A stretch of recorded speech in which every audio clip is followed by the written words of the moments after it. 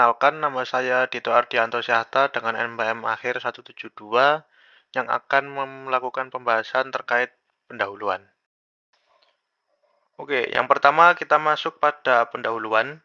Tenaga kerja memiliki peran vital dalam memanfaatkan sumber daya alam dan modal suatu negara. Dalam kualitasnya menentukan efektivitas pengelolaan kesejahteraan tenaga kerja, termasuk hak cuti. Perlu diperhatikan sebelumnya, hak cuti wajib diberikan tanpa mengurangi gaji. Namun Undang-Undang Cipta Kerja telah mengubahnya, memberi perusahaan lebih banyak kebebasan dalam kebijakan cuti, sehingga perlindungan hukum terhadap hak cuti, terutama bagi pekerja perempuan telah melemah. Hak cuti penting untuk kesejahteraan dan membantu mencegah burnout, meningkatkan produktivitas, dan memenuhi tanggung jawab pribadi. Namun, pengesahan undang-undang ini juga mengurangi hak istirahat, sehingga meningkatkan risiko kelelahan dan dampak negatif pada motivasi serta kesehatan para pekerja itu sendiri. Perkenalkan, nama saya Resendra dengan NPM 126. Bagian metode penelitian ini menggunakan metode yuridis normatif untuk menganalisis aturan hukum, doktrin, dan norma terkait hak cuti dan kesejahteraan tenaga kerja. Pendekatan yang digunakan adalah pendekatan UU dan pendekatan konseptual dengan data primer sebagai peraturan perundang-undangan dan data sekunder, jurnal ilmiah, buku, dan penelitian terdahulu. Saya, Yohana Natalia Sandur, dengan NPM 089 akan membacakan hasil dan pembahasan mengenai waktu istirahat pekerja. Karena Undang-Undang Nomor 6 Tahun 2023 tentang penetapan peraturan pemerintah pengganti Undang-Undang Nomor 2 Tahun 2022 tentang Cipta Kerja, perusahaan harus memberikan hak cuti kepada pekerja mereka. Pasal 81 angka 25 Undang-Undang Nomor 6 Tahun 2023 mengubah beberapa ketentuan yang ada dalam pasal 79 Undang-Undang Nomor 13 Tahun 2003. Dalam pasal 81 angka 25 ada perubahan yang mewajibkan perusahaan untuk menyediakan yang pertama waktu istirahat dan yang kedua cuti. Berdasarkan ketentuan tersebut, Undang-Undang Cipta Kerja mewajibkan perusahaan untuk menyediakan waktu istirahat bagi pekerja selain hak cuti. Waktu istirahat dimaknai sebagai jeda selama jam kerja yang diberikan kepada pekerja setelah mereka bekerja dalam periode tertentu. Ketentuan ini diatur dalam pasal 79 ayat 2 Undang-Undang Nomor 13 Tahun 2003 yang telah diubah oleh Undang-Undang Nomor 6 Tahun 2023 dengan rincian sebagai berikut. Yang pertama, pekerja berhak atas istirahat jam kerja minimal 30 menit setelah bekerja selama 4 jam berturut-turut. Dan yang kedua, waktu istirahat ini tidak termasuk dalam istirahat mingguan 1 hari untuk pekerja yang bekerja selama 6 hari berturut-turut dalam 1 minggu. Sebagaimana disebutkan sebelumnya, tujuan dari waktu istirahat serupa dengan cuti, yaitu untuk memastikan pekerja tetap produktif dan mampu melakukan pekerjaan terbaik mereka. Waktu istirahat juga membantu pekerja menghindari overtime atau beban kerja yang tidak manusiawi. Pekerja dapat mengalami kesehatan fisik dan mental yang buruk karena beban kerja yang berlebihan atau tidak manusiawi tersebut. Pada akhirnya, ini akan berdampak pada kualitas pekerjaan mereka. Tidak ada waktu istirahat yang diubah dalam Undang-Undang Nomor 6 Tahun 2023. Oleh karena itu, Undang-Undang Ketenagakerjaan tetap mengatur waktu istirahat. Ayat 2 huruf A, pasal 79 menyatakan bahwa pekerja harus memiliki minimal 30 menit jeda antara jam kerja setelah menyelesaikan pekerjaan selama 4 jam berturut-turut. Jam kerja tidak mencakup waktu istirahat ini. Selain itu, Undang-Undang Nomor 6 Tahun 2023 mengubah waktu istirahat mingguan Undang-Undang Nomor 13 Tahun 2003. Undang-Undang Nomor 13 Tahun 2003 sebelumnya menetapkan waktu istirahat mingguan 1 hari istirahat setelah 6 hari kerja dan 2 hari istirahat untuk 5 hari kerja.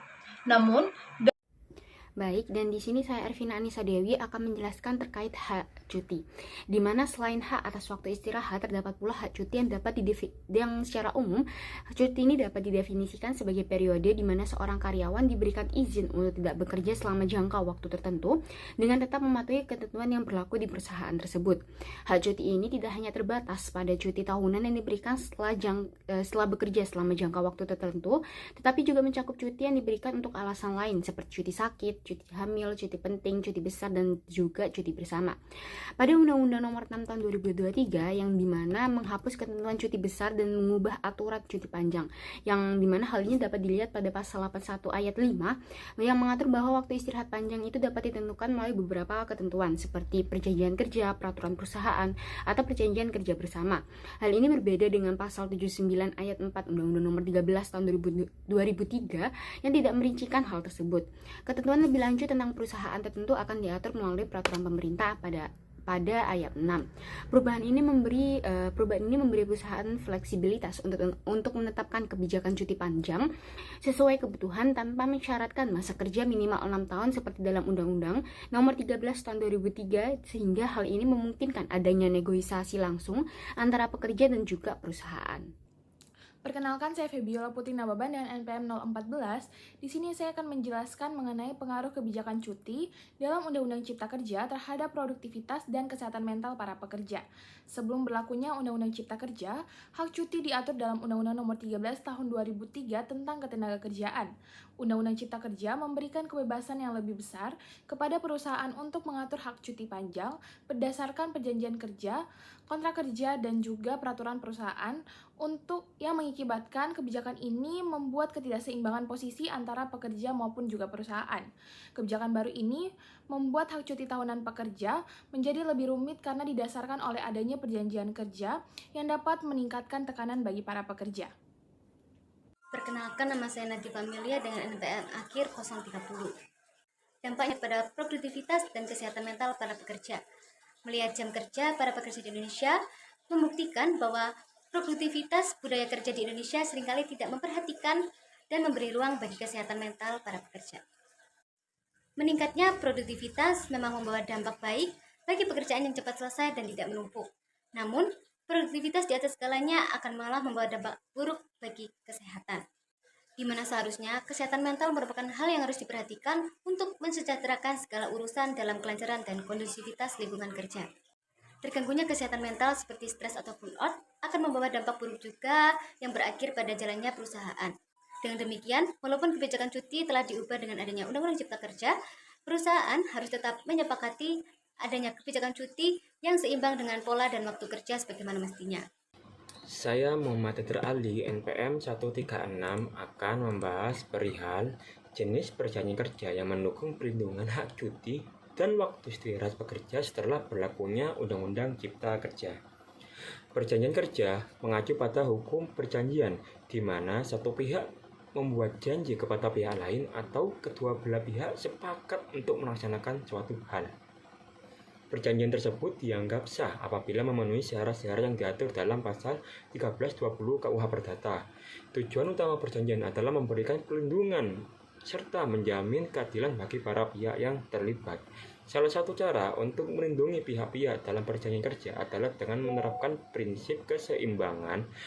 Pekerja membutuhkan perlindungan untuk memastikan keselamatan mereka di tempat kerja.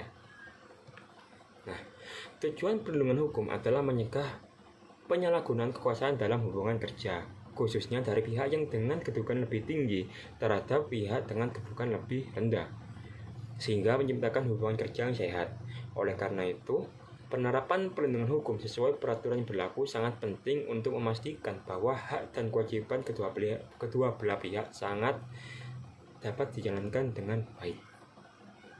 Hubungan kerja baru terbentuk ketika terjadi kesepakatan dalam perjanjian antara pemberi kerja dan penerima kerja yang merujuk pada ketentuan dalam KUH Perdata. Dalam konteks dunia kerja, perjanjian ini dapat berupa perjanjian kerja waktu tertentu atau PKWT dan perjanjian waktu tidak tertentu atau PKWTT. Setiap pihak yang terlibat dalam perjanjian harus mematuhi hak dan kewajiban yang telah disepakati. Sebagaimana diatur dalam prinsip Pacta Sunt Servanda, perjanjian memiliki kekuatan hukum yang mengikat kedua belah pihak yang menyetujui isinya. Menurut prinsip ini, sebagaimana diatur dalam pasal 1338 KUH Perdata, perjanjian yang telah dibuat berlaku seperti undang-undang bagi pihak yang membuatnya. Perkenalkan, nama saya Christoforus Widurnaibahu dengan NPM 220710103551. Di sini saya akan melanjutkan pembahasan mengenai perjanjian cuti kerja dalam melindungi hak cuti. Prinsip etikat baik mendorong pihak-pihak dalam perjanjian untuk bertindak jujur, memberikan informasi lengkap dan terbuka. Prinsip ini didukung oleh asas kebebasan berkontrak yang memberi kebebasan bagi para pihak untuk menyusun isi perjanjian asalkan sesuai hukum, teman-teman. Contohnya, menambahkan klausul hak istirahat 2 hari setelah 5 hari kerja, selama tidak bertentangan dengan Undang-Undang Pasal 6 tahun 2023, ketentuan Pasal 79 ayat 2, Undang-Undang Pasal 13 tahun 2003, dan juga mendukung aturan tambahan terkait waktu istirahat mingguan. Perjanjian yang sah secara hukum melindungi hak pekerja, menjamin kepatuhan para pekerja dan para pihak, serta memperoleh perlindungan hukum. Jika ada pihak yang melanggar seperti tidak memenuhi kewajiban perjanjian, maka sanksi dapat dijatuhkan sesuai ketentuan kontrak atau hukum yang berlaku. Saya Angela Diva dengan NPM 2207101177. Selanjutnya di sini saya akan membahas terkait dengan analisis pada putusan nomor 35/PDT-Sus/PHI/2023.